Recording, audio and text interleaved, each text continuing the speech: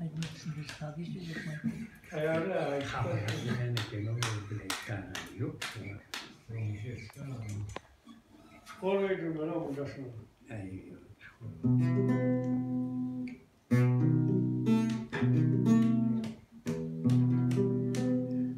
Nasıl yetirsen benim rezil ne sonra açsana sonra. Yok sana Uy. Bir dakika önüm kavadım öyle. Deme aydın biliyor musun?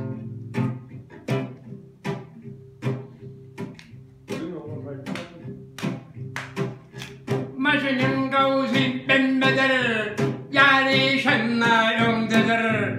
Akıyla sürdüm ben seni, yüreğim teknedir.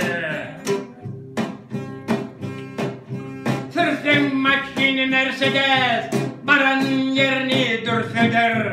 Biz gelirler minenne, yüreğime vursadır.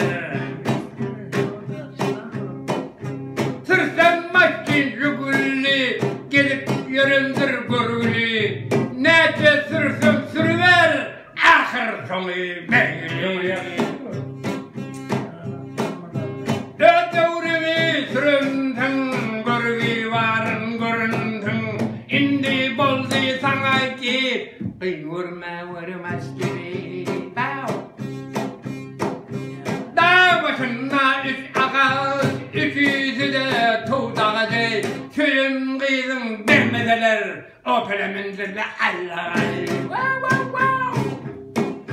Köyüm kıydım vermedeler, o pelemendirle Allah'ı.